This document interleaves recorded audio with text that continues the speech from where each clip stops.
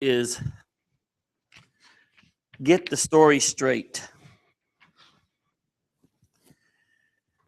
You just saw the little film clip that I just showed you there. It showed that where he wasn't in the tomb, but he came to visit Mary while she was there, and she says, "Rabbi, tell me where you'll lay. I'll go get him, and I'll take him back, and we'll do the thing." Until Jesus mentioned her name, she didn't even know who it was. But as soon as she heard her name, she knew who it was who was standing there talking to her. But there was a lot of stories there. We're going to go to Matthew chapter 28, and we're going to look at that story. Matthew 28, verses 10 through 15. Matthew 28, verses 10 through 15. It says, "Then Jesus said to them, 'Do not be afraid. Go and tell my brethren, go to Galilee, and there they will see me.'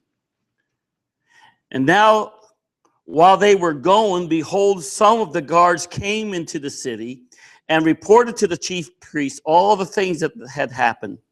And when they had assembled with the elders and consulted together, they gave a large sum of money to the soldiers, saying, 'Tell them, his disciples came at night and stole him away while we slept. And if this comes to the governor's ears, we will appease him and make you secure.'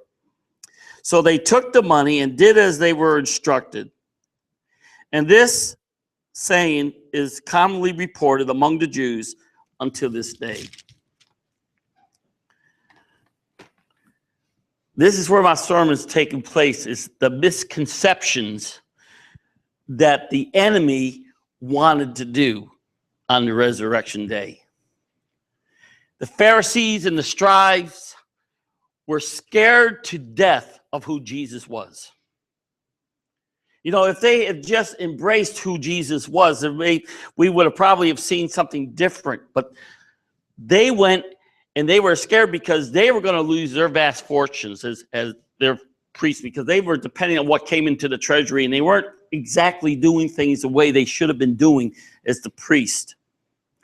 Now, when I was in Bible college, Pharisees were Pharisee and Sadducees were Sadducee. And that's how they wanted us to kind of get the idea of who these people were. But have you ever known somebody who took a story that you probably knew the story, you've heard it through maybe somebody else, and this person, no matter how they would tell the story to you, they got it so misconstrued that it wasn't anything near the story that you knew it was? And that's what this story here about Jesus is. See, somehow, despite the effort of this person, some people may have well intentions in trying to get the story straight, and they follow it up so badly that it was nothing like what it originally came out. But there's also some people out there will take a story and intentionally change the facts of the story. And that's what we have here in the scriptures, where the Pharisees and the Sadducees were trying to change the facts of the story of how Jesus rose from the dead. They wanted to go about that the disciples had came in the night and had stolen the body. And these soldiers were told by the Pharisees and the Sadducees there, they said, "Look, if you will do this, we will give you a great sum of money. And if it comes to Pilate's ears," he says, we will protect you." Now, let me tell you what the penalty was for these soldiers if they fell asleep on duty. Death. No exceptions. So these soldiers were in a predicament. Are they going to tell the story that these scribes have told them to tell, or are they going to protect their own lives and do what they should be doing? So we got people deliberately getting the story wrong. You know what the devil's doing with the gospel story this afternoon? He is perverting the gospel message around the world. He's getting the message where things are not only accept it, but they're more than tolerant that God will accept every type of abomination that comes his way. You and I both know that the Bible tells plainly that he doesn't change his view. God was the same what? Yesterday, today, and forever. See, in our personal lives, Satan wants to do the same thing. He wants to try to take and distort the gospel message to our minds. We got people out there that are trying to make the gospel that is just a nice, flowy, little fluffy thing, and everything's going to be beautiful if we just accept everybody just the way they are. I'm sorry. If God calls it a sin, you know what I'm going to call it? A sin. If God calls it righteous, you know what I'm going to call it? Righteous. See, we got to start getting the gospel message that was going across here. And these soldiers tried to spread this message because of what the Pharisees and the Sadducees wanted them to do. And they have decided that we're going to do this thing that these people want to do. They took the money, so that means they had the intent to try to deprive. See, this text focuses on the effort of the Jewish religious leaders to spread a false story about our resurrected Christ. After his death, Christ was buried in Joseph's brand new tomb. Now, my wife and I can tell you firsthand, we walked in this tomb, and you know who we did not see? A grave. We did not see a body. We did not see a skeleton. We did not see grave clothes. We didn't see anything because you know what? Nobody was there, and Joseph never used that tomb again. That tomb was never touched again by a human body. Jesus was not there. He was in that tomb, however, for 3 days, as prophesied, and he rose on that first morn. The absence of his body from the tomb sent shockwaves throughout the region. People were wondering what happened to Jesus. See, it was the leadership of that day, it was their greatest fear that another person would be seen after having been reported dead. You know, we got the death of Lazarus. Jesus went there, went to the tomb after 4 days. And he says, Lazarus, come forth. Now, he wept over the death of Lazarus because why? Lazarus, he loved Lazarus. He was a good friend. So he had feelings. But he said, Lazarus, come forth. And you know what? Here comes this guy wrapped in clothing. Now, he's bound. He's there kind of hopping along. Maybe that's where they got the idea for the bunny. Hopping along. He's coming up. Jesus is called, loose him and let him go. Get him some food. The man's hungry. You buried him alive. No, they buried a dead man. But Jesus rose him from the dead. Shortly thereafter, Jesus went and rose somebody else from the dead, a little girl by the name of Tabitha. He rose her from the dead. And here these scribes and these Pharisees didn't want the chance of this happening again, because not only did Jesus raise these two people, now he's going to raise himself from the dead. And this is something they couldn't have, because why? They were losing popularity. Jesus was gaining popularity this time. Just a week prior, they were waving palms. Hosanna, Hosanna to the one coming into the kingdom of Israel. They thought that Jesus was going to set up this new kingdom and he's going to take it over and he's going to solve all the problems of the people. Well, he did solve the problems, but not quite in the way that they were hoping. So these soldiers, they came up with this story when these soldiers reported to them that the body was taken away. Now, these guys did not fall asleep. Now, let's take a look at the soldiers. Let's look at the view of who these guys are. I'm a centurion soldier. I work for the Romans. And I'm told by Pilate that I am to guard a hole in the wall that has a dead body in that hole in the wall, with a stone in front of that hole in the wall, with a Roman seal on it, because they're scared that a dead body is going to get up and walk. Now, how do you think these Roman soldiers felt about that? Some of these Roman soldiers probably killed many a man in themselves. They're saying, you know what? When I kill a man, he usually stays dead. What is the big fear here? So they're paid for this 3 days, and they were there from the very first time that he was put into that grave to the very time that he arose from his grave and came out of the tomb. These 3 men were looking at, they go, man, we could be somewhere else doing something more profitable than what we're doing. Think about how they may have felt that this was such a ridiculous job to stand here at this tomb of a dead man. I'm sure, I mean, a lot of soldiers, John, have you ever been given a job as a soldier that this seemed kind of dumb? They're thinking, what's going to possibly happen?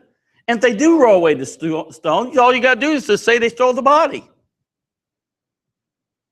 But they wanted it there. And then when they saw Jesus come out of that grave, and I believe they saw him come out of that grave. I don't think they could miss him coming out of that grave. I'll tell you, I've always said if I ever had a time machine, where I would like to be was at the tomb on Resurrection Day. I'd love to be the fly on the wall watching Jesus coming out. You know what I figured Jesus would have said when he came out of the tomb? Hi, Tim. Why? Because he knows me from the very foundations of the earth. He knows who I am. He knows who each and every one of us is. And I believe I just would have loved to have been there to see him come out of that grave. Not because I have a hard time believing that. I do believe with all my heart. I just want to see him come out of the grave. I think that would be the most fantastic time to see something happen in the biblical times. I think that I'm just so fascinated with that. And if they ever come up with a time machine, I'm going to say, take me back to that point. I'd love to go to that point. But instead, these guys, they insisted that a large stone be put in front of the tomb and have a seal put on it. And then when the angel appears and rolls away the stone, the soldiers were so amazed, it says that they fell what? Faint. They fell down as if they were dead. They were scared to death at what happened. See, when they reported what they saw to the religious leaders, they were given a huge amount of money to keep their mouths shut. Don't tell them what happened, but say this instead. See, there was a large amount of money that was given to the soldiers for advancing that which they knew to be a lie. How many stories do you hear going around today about the gospel of Jesus Christ that aren't true? Trying to water down the gospel from what it should be today. All right? See, these priests promised to protect them from the sword of Pilate because of their lives would be in danger.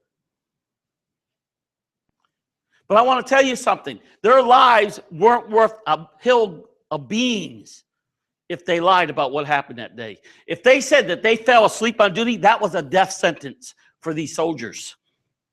They gave them a story to tell, but it was one that was riddled with inconsistencies.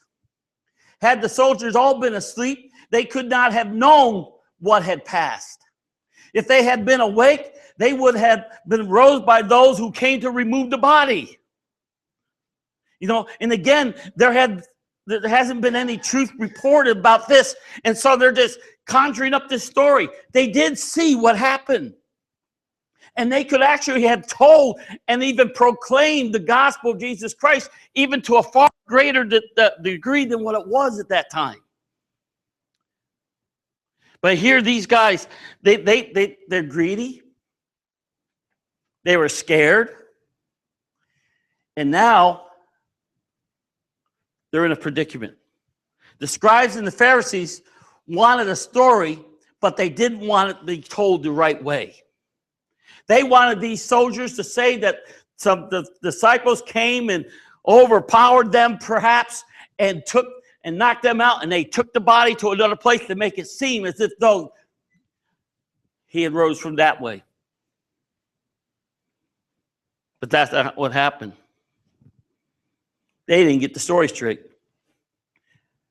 The scribes and the Pharisees wanted that story told, but it wasn't the way it should have been.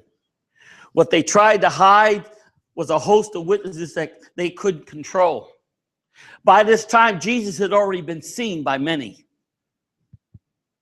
He was alive. He had been seen by so many different people throughout the land. Just as we saw before he was even ascended, we saw where Mary saw him before anybody else. Despite the lies that are being told about the resurrection morning, the story has been told straight, and the world knows who the King of Kings is and the Lord of Lords. You get twisted stories. How many have ever had a story told about you that wasn't true?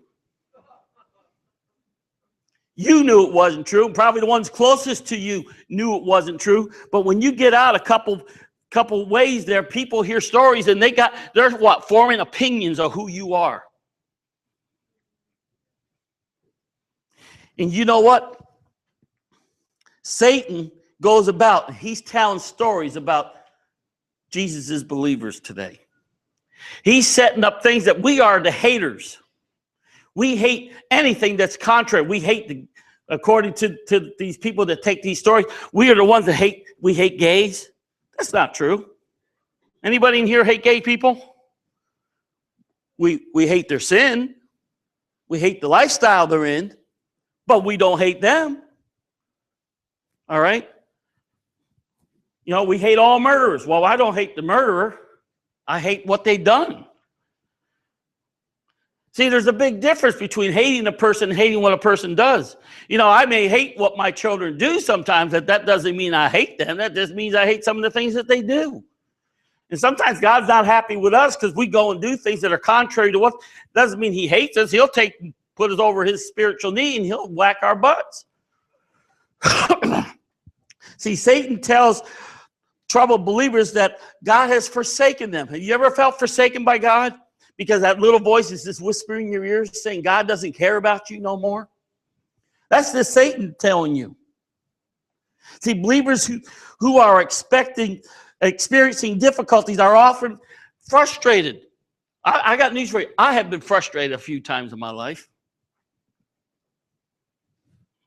Anybody been frustrated other than me? You know, as each attempt I tried to straighten out the problem, it just seems like another problem will just arise with it. See, Satan starts to tell a story. The truth of the matter is that the moment we are enduring difficult times, we are having a setback spiritually. See, but that's where we're not moving at the pace that we would like. But listen, God desires to clean that mess up. Satan takes those known facts and twists them and to mean that God has forsaken us. But I am here to tell you today that God has not forsaken you. In our moment of weakness, God will whisper in our ear. He says, your struggles are over. But the devil turns around in your other ear and he's telling you they're only beginning. Listen, we are told repeatedly by the devil that we have failed, and God says, I have made you more than a conqueror through Christ Jesus who has strengthened you. While it's true that many may be in a slump, it's not true that we are defeated. I want to tell you something. Nobody in this room, if you got Jesus Christ in your life, is defeated this afternoon. We are more than conquerors through him who strengthened us. See, we have not been forsaken and left alone. Jesus promises in Matthew 20, he says, and lo, I'll be with you always, even unto the ends of the earth. How long is Jesus going to be with you? Forever. He's not going to forsake us. Every weak believer is told that he is without strength. See, there are times when even the most devout believer is weak. In times of stress, frustration, doubt, Jesus has such a period of time when he was in the wilderness. He's been in the wilderness now for 40 days and 40 nights. He's physically exhausted. He's hungry. How many knows when you get really famished that sometimes you don't make the right decisions? Those points. Jesus knew how that felt. It was a time that Satan came to him with a twisted story of self-satisfaction and vainglory. It's easy to believe that we are failures if we listen to the story that the devil is telling us. I want to tell you something this afternoon. Don't listen to what the devil tells you. You say, well, how can I know the difference? It's really simple. Jesus says, I come to give life. The devil says, I come to destroy. So if you got something that's telling you it's all negative, I can guarantee you beyond a shadow of a doubt that that story that you're hearing is from the devil.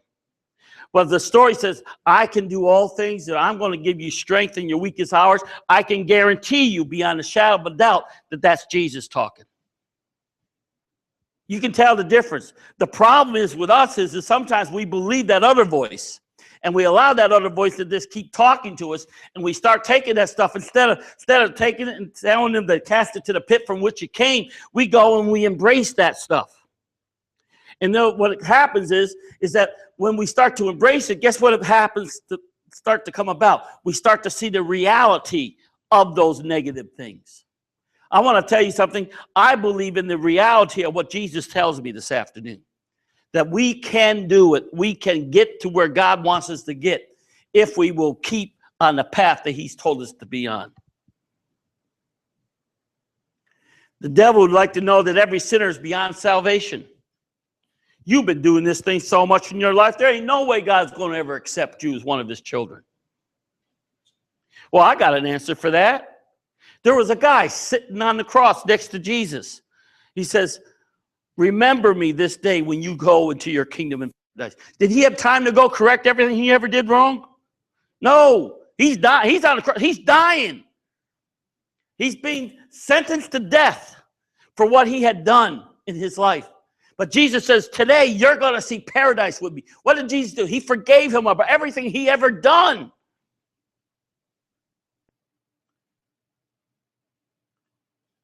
Take a look at this net behind me for a second. It's got a thorn up the top. You see anything else there besides a cross? Besides a camera? Do you see a crown? I was watching and reviewing a video one week, and I said, Becky, come here. I said, I've never noticed this, and we didn't intentionally put it up this way, but that looks like a crown. It looks like a royal crown sitting there. And I didn't even realize that until I was looking at the video. I said, look at the way that thing's sitting. I want to tell you, King Jesus, he conquered that cross. He conquered that grave. He conquered that thing of thorns up there. And he is a king with a crown of glory. That's who we serve.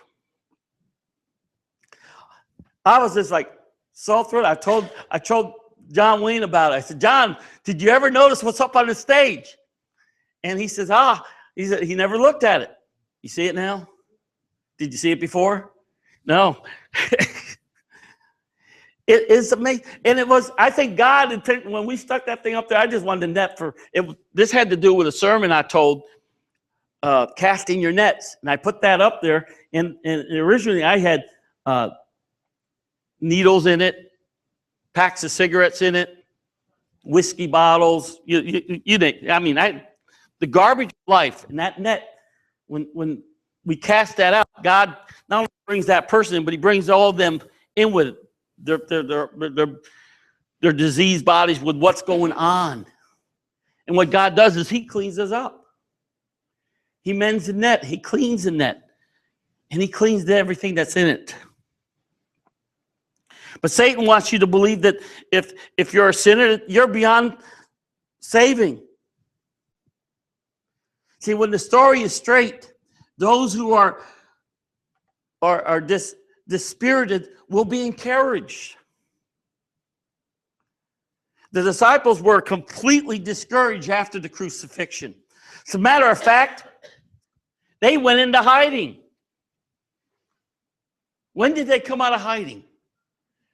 When Jesus says, I will go and show myself to them. When I heard the story, it says Peter and John, right, ran to the tomb. They looked in the tomb. The body wasn't there. They didn't quite believe that Jesus had risen, but they wanted to go see if he was there because they know they didn't touch him. Guess who they didn't find? But later on, Jesus appeared to them.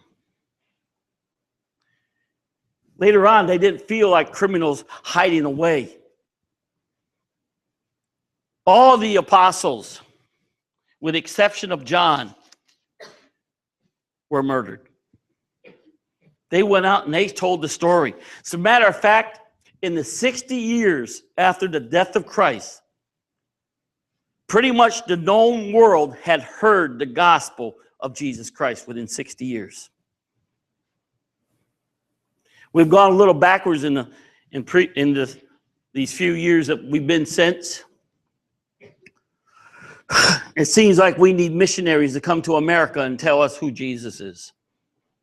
It seems that we have forgotten who Jesus is. It seems like the story has gotten diluted. I'm not saying every church in America does that, but there are plenty of churches that dilute the story. And unfortunately, when they dilute the story, they're diluting many people that are hearing that story. I know there are a lot of good men of God out there, and I know there's a lot of good churches out there that are preaching the gospel of Jesus Christ, and they would in no wise change that gospel message. But there are a handful of guys out there who are trying to do that very thing. See, when we get the story straight, we make sure that the world knows the true meaning of the resurrection. I would have loved when we first got to Israel to see in the tomb first, because that was the most fascinating part of our whole trip. That was the kind of like the frosting on the cake for us.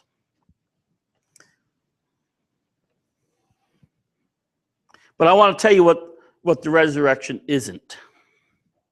It's not about Easter bunnies. It's not about what kind of nice clothes we can wear for Easter. It's not about colored eggs. It's not about new possessions. What Easter is, it's a story of a man who lived on this planet for 33 and a half years. It's a story about a man who was beaten, 39 stripes on his back, was put into that tomb with a spear in his side, with the spear where the water and blood came out. It's about a man who died and who was laid in a grave. And during that time that he was in that grave, he walked into the pits of hell, told Satan, hand over the keys because they're not yours no more. Took those keys, came out of that tomb, and is now at the right hand of the Father, making intercession for each and every one of us. Isn't that a great story? Isn't that the story that needs to be told about who Jesus is? Somebody saw, perhaps one time, you with a tear in your eye. And they go to tell the story about you, and it's not a full story, but you tell them, wait. King David said, weeping endure for one night, but joy comes in the morning. Somebody saw, perhaps you wrestling with troubles and problems. Tell them to wait before they run to the telephone and tell them what the psalmist said. For in the time of trouble, he shall hide me in his pavilion, in the secret of the tabernacle shall he hid me. Solomon wrote, I'm glad that trouble don't last always. Somebody saw an enemy perhaps surrounding you. David said this, that your enemies will sit at your right hand. He says, that God says, sit at my right hand until I make your enemies your footstool. You know, when we get the story straight, we begin to remember that we serve a God who can take our misfortunes and turn them into opportunities. He can take a minute of pain and turn it into hours of joy. He can take our days of agony and turn them into years of expectancy. He can take our weeping eyes and turn them into warm smiles. He can take our sadness and turn it into gladness. He can take our setbacks and turn them into step-ups. When the story's told, we must tell the world that he carries that old rugged cross to that hill of Golgotha. But even before the story was over, somebody got it wrong. They started running through the city saying, he saves others, but he can't save himself. They couldn't wait to see the story.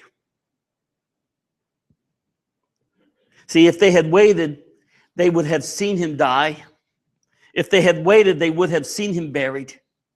If they had waited, they would have seen the stone rolled in front of the tomb.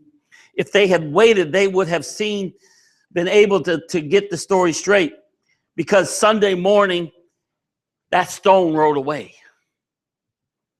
And he came out of that tomb to pronounce life. When God gets through with me, we will be as pure as gold. Bow your heads with me. Father,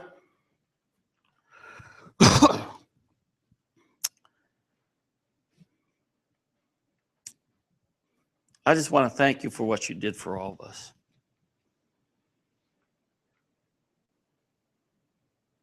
Because if this story weren't true, we would absolutely have no hope. This world would have total, undeniable chaos with no hope whatsoever.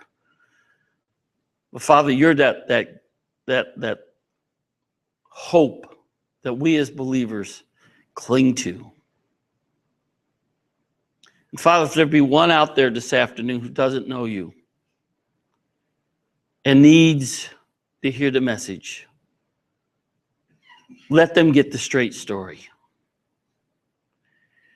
That you were born of a virgin. You rose to be a man. You were wounded for our transgressions. You were bruised for our iniquities. You were put into that tomb. And yes, you did die. But more importantly, you rose on the first day of the week. And because you rose, we have life for eternity through you. And Father, I thank you. If there's somebody out there that hasn't accepted you, Lord, and they want to accept you, Father, may they accept you right now into their lives. In Jesus' name. And they all said, amen. You stop that.